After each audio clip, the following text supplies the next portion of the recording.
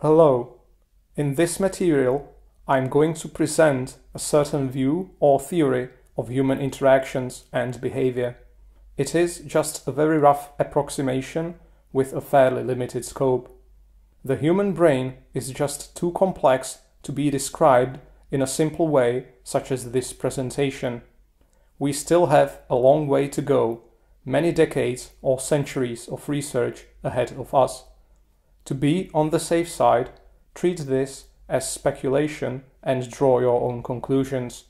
Use other sources of information as well, so you have alternative and possibly more accurate points of view to consider. Understanding cannot be received like a gift. It must be achieved. The final steps are your homework, not mine or anyone else's. The basic drivers of human action are feelings, automated responses of the human brain to situations and events. Positive experiences are rewarded with a change of chemical balance, causing a good feeling, a high state of mind. This promotes future engagement in that particular behavior, likely because it provided substantial advantage throughout our evolution. Negative situations are punished by releasing chemicals causing a bad feeling, a low state of mind. This promotes a counteraction and/or avoidance of such scenarios. Again, this mechanism likely provided some evolutionary advantage. In both cases, the effect is temporary. In the absence of the stimulus, the chemical imbalance wears off sooner or later, and so does the feeling. Some examples of human behavior enabled by this mechanism are substance addiction, attention seeking, power mongering, hunting for fame and status, obsession with sex or pornography, gluttony, narcissism, hoarding of money and possessions, love and dating, bonding with people, animals and plants, mental issues such as the obsessive-compulsive disorder, and so on. They typically show a repeating pattern, forming cycles or spirals of sort. The sugar cycle starts with a positive stimulus. This triggers a reward mechanism in one's body, causing a positive shift away from the normal chemical balance. It feels good, exciting, rewarding, satisfying. One transitions to a high state of mind. Such an experience builds an association in one's brain between the circumstances and the good feeling. Once the situation is over, the chemical balance will start going back to normal. The good feeling wanes and one goes back to a lower state of mind. This is likely to cause cravings, an urge to engage in the rewarding activity again, to experience the associated high one more time. The brain might involuntarily play back the pleasant memory and plant intrusive thoughts into one's mind. The whip cycle starts with a negative stimulus, triggering a punishment mechanism, disturbing the chemical balance in one's body. It feels bad, annoying, sad, depressing. One transitions to a low mental state. This builds a negative association in one's brain. One is compelled to get out of the situation and not get into it again anytime soon. Once it is over, the chemistry and the mind returns back to a normal state. Depending on the intensity of the event, the association might be too weak or it might diminish over time. The same scenario will keep repeating unless the stimulus is avoided or removed completely. The path leading from a stimulus to a reward or a punishment is automatic. It cannot be disabled through reasoning or one's power of will. We can only resist the craving, the urge to act. There are some exceptional cases, however.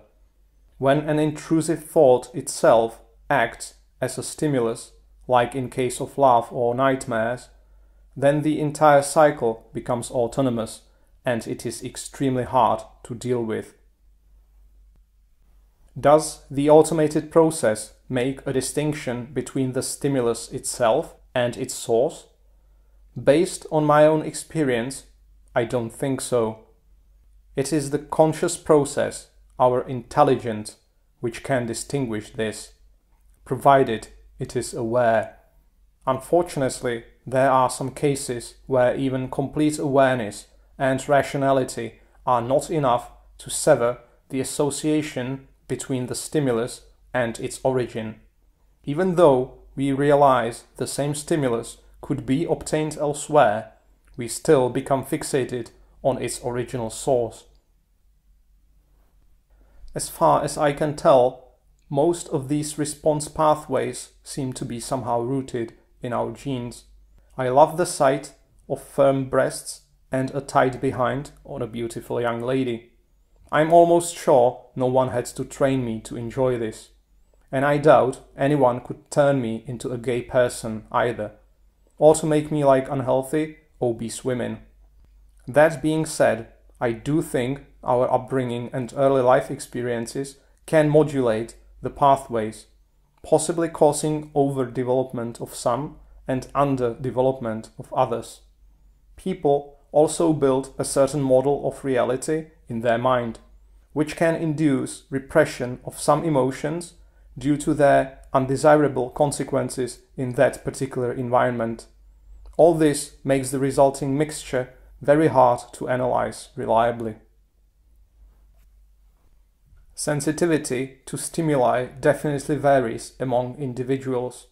Extreme levels of sensitivity or insensitivity usually have some colloquial or medical term associated with them, such as maniac or psychopath. There might even be a reversal, when events triggering a bad feeling in most people cause a feeling of pleasure instead. We might call such people sadistic or masochistic.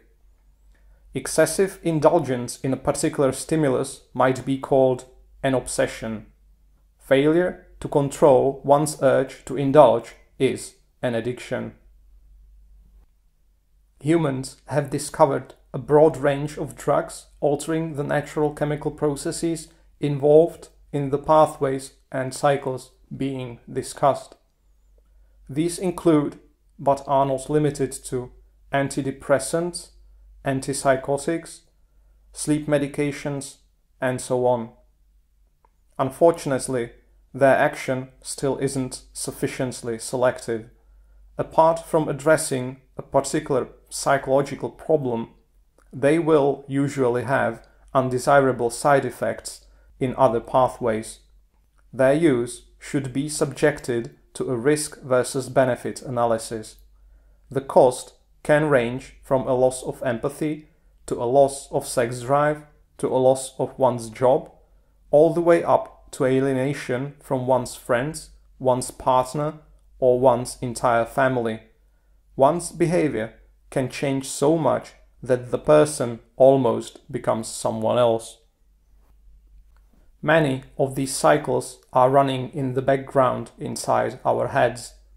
The cravings will just intrude into our thoughts when a certain threshold is reached. This will fabricate a sense of importance and urgency where none might objectively exist. It can significantly change our priorities and behavior, much more than we usually realize or admit. The cycles are not mutually independent. They have to compete with each other for our attention and focus. Their positive and negative effects also stack to a certain degree. Reaching exceptionally high states of mind through a combination of sugar cycles can be quite dangerous, as the inevitable return is going to feel exceptionally bad too. It can lead to destructive compensation behaviors, such as sexual promiscuity, taking strong drugs, resorting to self-harm or suicide. The higher one jumps, the harder one falls. Apart from interfering with each other, the cycles also interact with natural factors affecting our body chemistry, like physical fitness, nutrient deficiency, or hormonal changes. Especially in case of women, their hormonal cycle can significantly affect their cravings and preferences, prioritizing some reward cycles during ovulation and others during menstruation, pregnancy, or while on hormonal contraception. What is the purpose of these biological cycles? All roads lead to Rome, they used to say. All these brain pathways seem to support and promote reproductive success in some direct or indirect way. The project of perpetuation and immortality. Instincts which increased survival and reproduction rates of our ancestors were preserved through their genes to this day. Natural selection kept filtering unsuccessful configurations out. But this does not mean we must use these instincts and drivers to achieve individual reproductive success. Leading people, inventing new technologies, bringing grand projects to life, all this is done in order to help some or harm others. In the end, it contributes to the competitive advantage and reproductive success of some group of people, a family, a community, a city, a country, a church, a race, an alliance, or the humankind as a whole. The most remarkable ideas are perpetuated and immortal too. Despite my deliberate conscious decision to forego intimate relationships with women in favor of more worthwhile activities, I still can't deny the fact that seeing women around me has an impact on my motivation and behavior. Dominance and showing off still is a subconscious factor in most, maybe even all, things I do. After all, I'm still just a human machine. Contrary to the popular belief, the natural reproduction strategy of a man differs from that of a woman. While they are somewhat complementary, they are also competitive and exploitational in nature.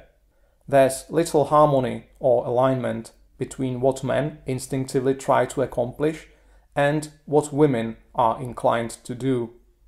This implies that the corresponding reward and punishment pathways are inevitably different between the sexes. Women and men naturally like and look for different features in their partners and in their lives in general. Since I'm a man, I can only talk from a man's perspective. The woman's point of view will be just a guess. So, what feels good to men? What do they seek and why? In order to reproduce, a man first needs to ensure his own survival. Then he needs to secure a healthy, fertile mate and make sure she mates exclusively with him.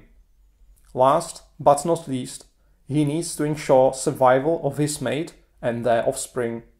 These three basic drivers compete for importance, and their relative priority will likely differ depending on the individual and the circumstances. Apart from these direct pathways, there are many additional layers of indirect drivers. The next important thing is one's social status within his tribe. Women are naturally attracted to this, so it greatly helps with getting a mate and becoming a father. Beating one's competitors will lead to a higher social status. Being stronger, smarter, and or having more resources is a way to win. It also helps with one's own security, security of one's mate and their offspring. Beyond individual competition, the tribe as a whole needs to prevail against the environment and against other tribes. This requires cohesion, cooperation, coordination, and even personal sacrifice. Individual success is irrelevant in case the whole group is conquered, its men and children killed, and its women kidnapped.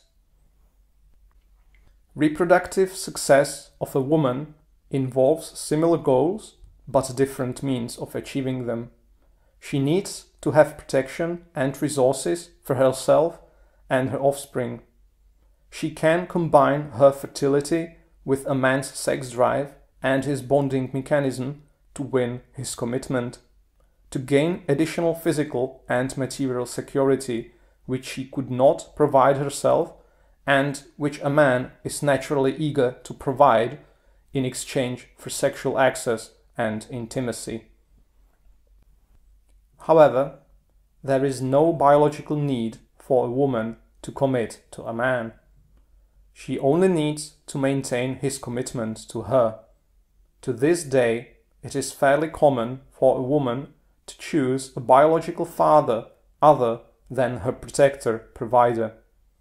There is a competing urge to get the best genes for her offspring. Historically, the strongest, the most aggressive, and the most dominant individuals, the best hunters, warriors, and leaders, were also the ones most capable of providing resources and security, both on the individual basis and on the tribe level. But this is not necessarily the case in advanced societies, where focus on physical strength and aggression are often directly opposed to acquisition of resources and social status, and getting a man's commitment is much more difficult compared to just obtaining his seed. The sense of social status in women seems to be derived from their success at attracting the most valuable men as well as from acquisition of resources, regardless of whether they earned those on their own or whether they just got them from someone else. Just like men, women are compelled to flaunt their social status, but unlike for men, the evolutionary reason for such behavior in women is not very clear to me. Men are not sexually attracted to a woman's wealth. Maybe it's a display of her creativity while using resources, promoting further investment from others, a nest-building instincts of sort, perhaps. In their pursuit of physical and material security through attraction of the best protectors and providers, women have to compete with each other. They usually do so through exaggeration of their beauty and youth, showing off their bodily assets, concealing their flaws, or conducting themselves in a sexually provocative manner. Group cohesion seems to play a very important role for a woman, seemingly greater than for a man. As a result, women are on average more socially plastic, more willing to trade their individuality for partners or group's acceptance, more likely to pretend and to feign traits they don't possess, for as long as it yields additional benefits. This is likely a compensation mechanism for women's lower level of physical self-sufficiency. It almost looks like the feelings of weakness, vulnerability, and dependence on others are hardwired into a woman's mind. Maybe women who felt strong and independent and who needed no man had a hard time propagating their bold genes during the more savage days of our history. I have deliberately cut my analysis at the group cohesion level, because things would quickly turn into a convoluted mess beyond that point. Apart from provoking our innate reflexes directly, there exist other ways of exploiting our instincts. Our higher level brain functions are capable of creating strong associations through experience, triggering our base instincts in indirect and complex ways. Situations which don't cause any good or bad feelings in untrained individuals can have a very different effect in individuals who were conditioned for a specific response. These associations can be self-taught, or they could come from an external source, one's upbringing, training, brainwashing, or simply from practical experience. I have identified and partially reversed some of the cultural brainwashing we are constantly subjected to from the moment we are born. For example, I no longer recognize women as privileged beings in need of chivalry, as though this was somehow important for our society, which it is not. They are humans, just like everybody else, and I will only give them as much attention and respect as they can earn on their own. But this is just one of so many things. Much of this brainwashing is likely to stay in me until I die. While getting rid of the automated mental state change might be possible in some specific cases, it is not even necessary. There are other, possibly more efficient ways to break a sugar cycle. One of them is rational reasoning and avoidance of the stimulus. Resisting withdrawal symptoms, cravings, and urges might be unpleasant, so understanding the long-term benefits and constantly reminding oneself about them is crucial for staying motivated and strong. Abstinence can be assisted through substitution cycles, activities providing a comparable feeling of satisfaction but having few or no downsides, things like hobbies or pets. Our brain is quite bad at thinking about multiple things simultaneously, so a distracted and preoccupied mind has less room for cravings to sneak into one's thoughts. Another way is artificial association of the stimulus with something unpleasant in order to offset the feeling of pleasure it brings. It could be exaggerated focus on its bad aspects, recalling or imagining the worst possible scenarios. Or it could be something external, such as receiving a slap or an electric shock every time. The approach needs to be consistent and systematic, so the association is strong and lasting. While some of these measures might sound radical, they are entirely justified. Our brain often fabricates powerful rationalizations. It engages in mental gymnastics or outright denial of reality in order to justify repeated indulgence in pleasurable but otherwise irrational activities, buying into comforting yet highly questionable beliefs. Our brain's capacity to replay historical events is an important factor in many cycles. Nostalgia, imagination, and the general lack of precision in our memories might twist our perception of certain past experiences. Unpleasant details are conveniently omitted by our selective memory in order to enhance the pleasure derived from recalling some positive moments. Troubling or traumatic events can get blown out of proportion. Their meaning and implications might seem very different from the actual reality. The impact of some negative triggers, like haunting unpleasant memories or thoughts of guilt and regret, can be mitigated through objective evaluation.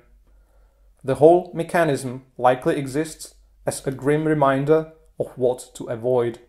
But there's nothing we can do about our past. It cannot be undone. We can only learn from these experiences, provided there was anything we could do in the first place. Beyond this, they are useless. Try persuading yourself how pathetic this is. Shake your head and laugh it off, for it truly is laughable. The devastating effect this can have on one's sense of well-being is often unjustified. Like in case of cravings, it is possible to displace haunting memories by switching to a strongly positive, creative, and challenging mind task. The worsening of one's state of mind requires playback of a sufficiently long portion of some negative memory. Switching one's focus away from this as soon as possible can eliminate most or even all of the negative impact. This approach takes practice and diligence, however. Finding a suitable topic of focus is not so easy either. Making plans about one's vacation, hobbies, and life might be a good starting point. My personal favorites are building visions of the future or preparing articles like this one in my head. Now, let's discuss how all this impacts our lives on a more practical level. From this point on, I'm going to refer to any purposeful triggering of these brain pathways as manipulation, regardless of how much the manipulating person is aware of the deed. It will be used as a neutral term without its typical negative connotation. People can be manipulated to their own benefit, like in the case of teaching or training. These activities are almost entirely based around the use of positive and negative cycles in the subject. Reward and punishment are provided by the instructor, like during a military drill, or through the process of following or not following the instructions properly, while skating or skiing, for example. People can be manipulated through introduction or withdrawal of a broad range of stimuli. Especially effective is unsolicited, repeated provision of a stimulus followed by an abrupt stop. Affected individuals will be tempted to indulge in the cycle in order to receive the reward again or to get out of the worsened state, possibly getting stuck in a loop against their will. Attention, care, and compassion of others caters to our cohesion and security needs. In order to win people's trust and favor, politicians and companies will claim that they are providing their services and products for the maximum benefit of the voter and the consumer. But such claims are often dishonest or outright deceptive. No politician can ever fulfill as much as he or she is able to promise, and products often break shortly after their warranty period is over, or they develop defects which the consumer can be easily blamed for. Telemarketers, beggars, and donation collectors appeal to our natural empathy as well as our socially conditioned responses. On the individual level, feigning interest in someone might be used as an opening for win-lose type of games. It is especially powerful when people of opposite genders are involved, as it also triggers our mating instincts. Showering someone with regular doses of attention, then abruptly withdrawing it, can be used to provoke the other person into romantic pursuit in cases where no such behavior would occur naturally. Trust should be given cautiously, based on a history of consistent behavior or based on research and feedback from others. Words of a single person are never enough. Appreciation and gratitude of others feels good, acting as a mechanism promoting cooperation between individuals and groups. Whether someone is genuinely grateful or they just do it to manipulate you into future favors can be easily discovered by asking them for something comparable in return. Being ungrateful towards others is a reliable way to discourage cooperation. Approval, acceptance, and recognition from other people appeal to our sense of group belonging and greater purpose. It is easily exploited to make an individual conform to beliefs and behaviors of a larger group. The fear of exclusion alone can be powerful enough to suppress rationality and common sense even in the most intelligent people. it often prevents them from rising in a group or society, from realizing their true potential. It is not possible to conform or to imitate one's way to the very top, because this typically involves innovation and creativity. As one advances past a certain point, he or she will have to start leading the way instead of following the crowd. Manipulation through the group approval mechanism usually takes a form of religious, political, or commercial cults, formed and maintained through catering to our need of being part of something bigger and the feelings of empowerment and confidence this brings. Churches, political parties, sport club fans, brand fanboys, multi-level marketing, and so on. Another popular form of such manipulation is the so-called shaming language, in which a person is publicly or privately reprimanded in order to trigger negative feelings and push him or her to comply with the norms of the group.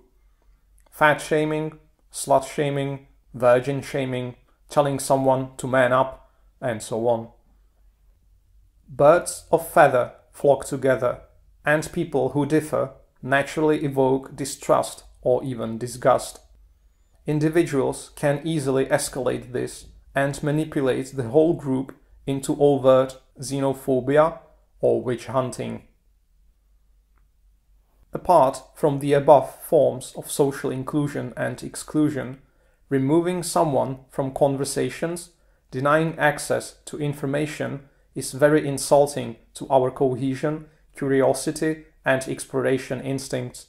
While it can be used as a primitive way to provoke someone's interest and attention, it is also repulsive and demotivating at the same time.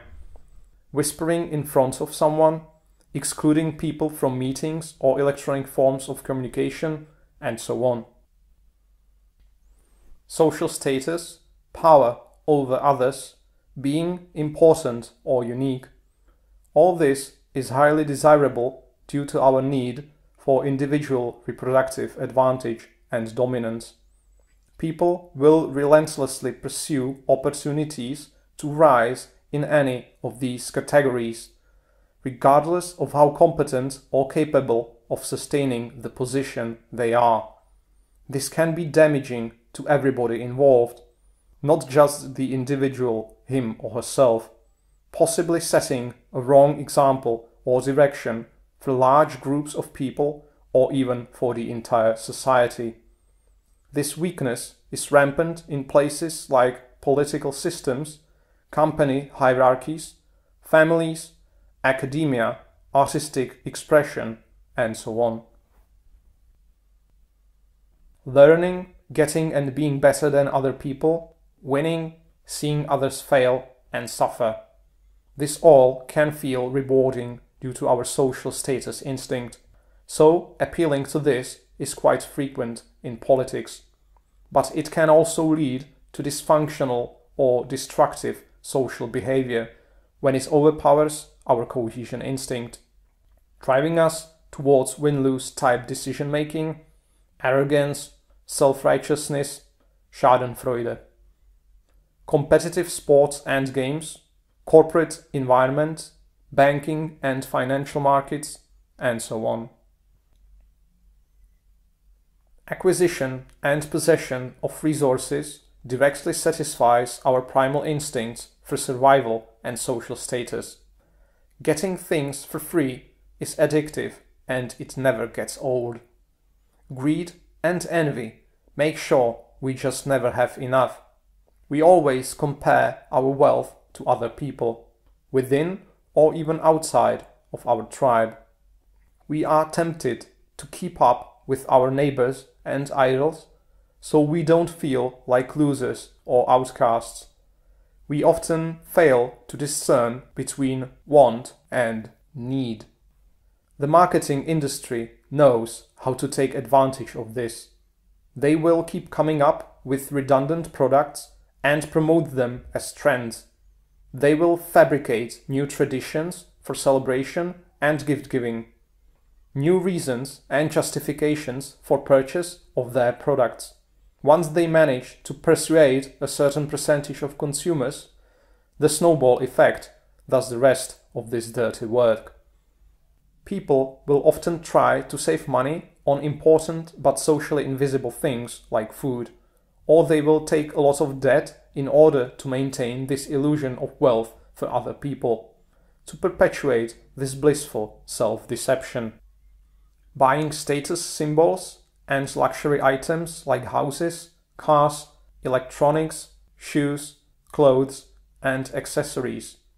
Conjuring illusions of quality and desirability through blatant overpricing. Artificial scarcity through deals limited in time or quantity. Hunting for discounts and collectible items. Voting for increasing redistribution of wealth. Gambling in lotteries, casinos, or financial markets, and so on. Consumption of tasty foods and beverages is a result of our evolved preference for sources of nourishment rich in energy. This blessing in times of scarcity quickly became a curse in times of abundance. Binging on cheap fatty and sugary products combined with decreasing levels of daily physical activity is now a major factor damaging both the quality and the length of our lives. The mainstream food and beverage industry is all about creating the most addictive taste and texture in their products using the cheapest ingredients available. Restaurant and catering companies are not any better. All kinds of fast food and deep-fried meals, sweet soft drinks laced with caffeine for an extra addictive effect, ice cream, sweets and tidbits, and so on. Smelling pleasant odors is closely related to our sense of taste. But the fact that something smells good does not necessarily mean it is good for us.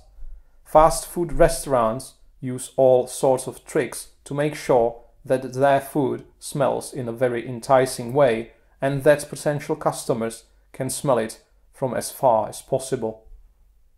We have mastered creation of artificial perfumes. We use them in products, places, and on ourselves in order to improve the impression, to mask the true nature of things, and, ultimately, to deceive ourselves.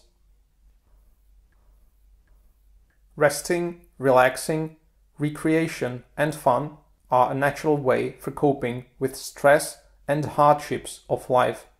Laughter reinforces our feeling of confidence and security. All of this plays a crucial role in maintenance of one's physical and mental health. It can give us energy and inspire new ideas. But, like with anything pleasant, there is a risk of overindulgence leading to complacency, laziness, or detachment from reality. The inevitable return back to an ordinary life might cause serious psychological problems. Association of a product or service with fun, relaxation, or a carefree life is a potent marketing technique. However, the end result for a customer can be quite different compared to the ideal scenarios typically portrayed in commercials and advertisements. Luxurious holidays and traveling, consumption of books, magazines, movies, TV shows, music, and other forms of art, playing games, hanging out with friends, and so on. Forming the root of our nature, sexual motives are among the most powerful stimulants, second maybe only to narcotics. It almost feels like magic, the mesmerizing effect a perfectly shaped female body can have on a male's mind. Just a slightly different configuration of the same skin, flesh, and bone that everyone is made of, and it can conjure such a dramatic difference in our animal brain. It is laughable, so easily exploited. Association with erotic themes is a potent marketing technique. attracting attention like a magnet. Sex sells. Visual stimulation of this nature is present at our every step, from advertisements, covers of magazines, thumbnails of internet articles and videos, all the way to our own provocative looks and behavior. Fragile, vulnerable, childlike image of a woman. Strong, confident and dominant image of a man. But it is not just our sight. We are likewise sensitive to erotic sounds or a mere touch of a potential mate.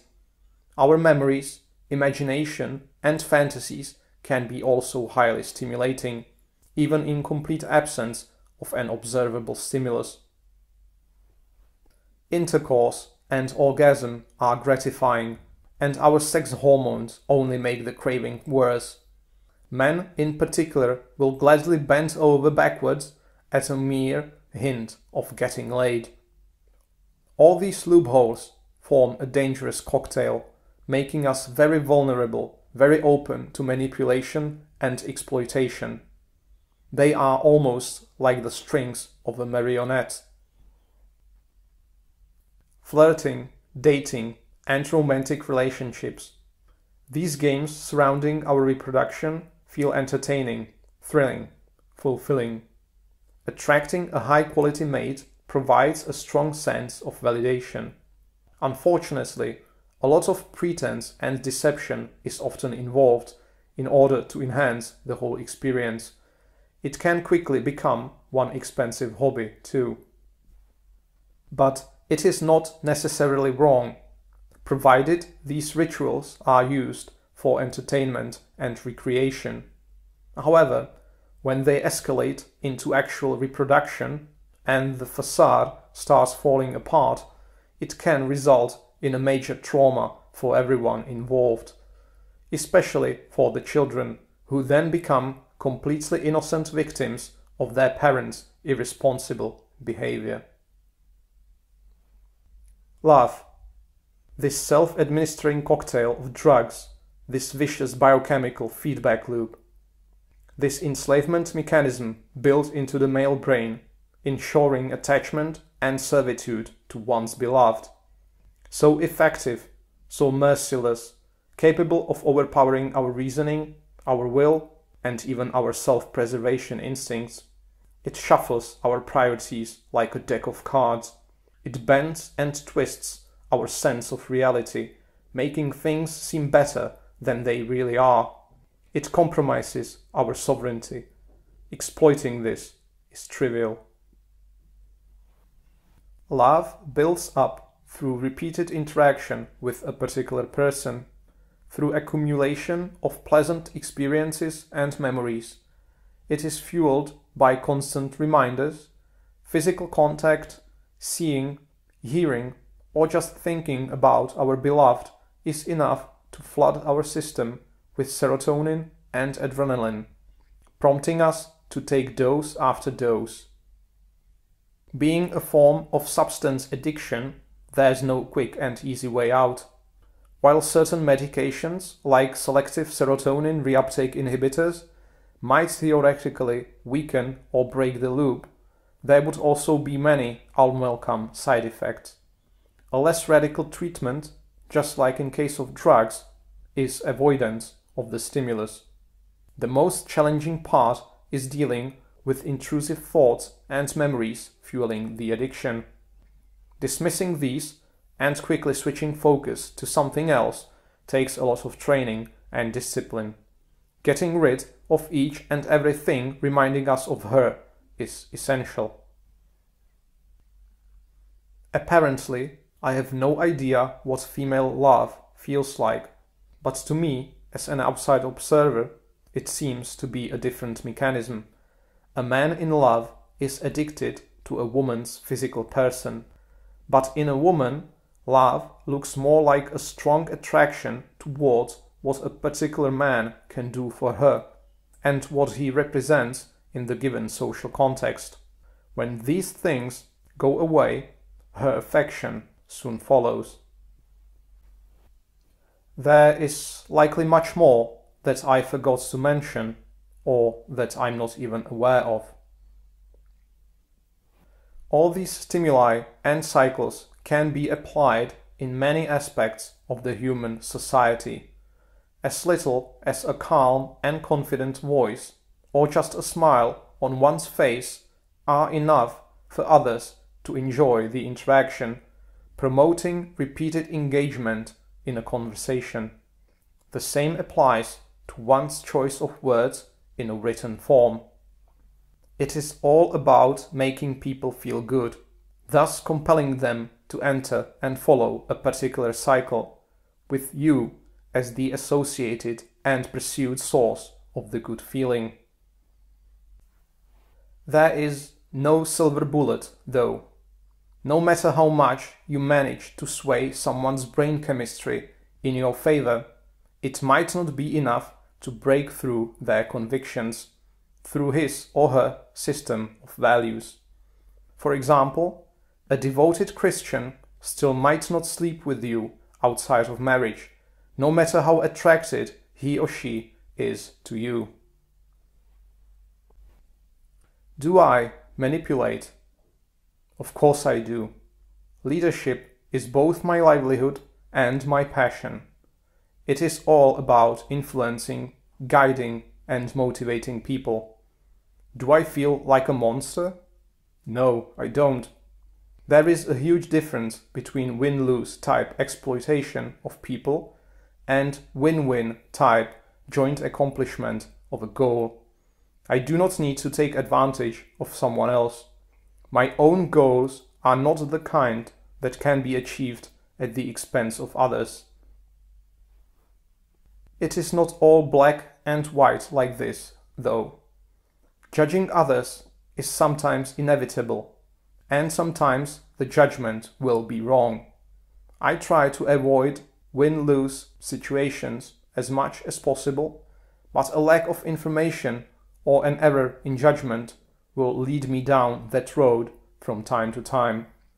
Thinking twice before engaging in manipulation and learning from all mistakes is therefore very important. I personally prefer positive cycles, but I cannot deny the power of the negative ones. I do use them. It would be foolish to give up such a valuable tool. People often engage in their personal sugar cycles at my expense or at the expense of others. Diminishing or breaking these cycles by switching the person to a different, more desirable, positive cycle is not always practical.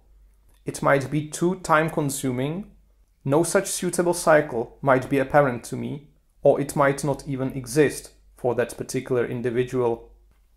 For example, one's parents might derive a strong feeling of pleasure from lecturing their children about life. But this activity usually becomes more and more frustrating for the children as they mature, when they want to live their own lives their own way. In my particular case, I eventually had to resort to negative cycles and associations. I would raise my voice, respond with harsh words, or simply avoid contact altogether. The process was unpleasant for everybody involved, but it worked and it resulted in a more sustainable relationship. A more extreme example is an addiction to a substance or some other potent stimulus.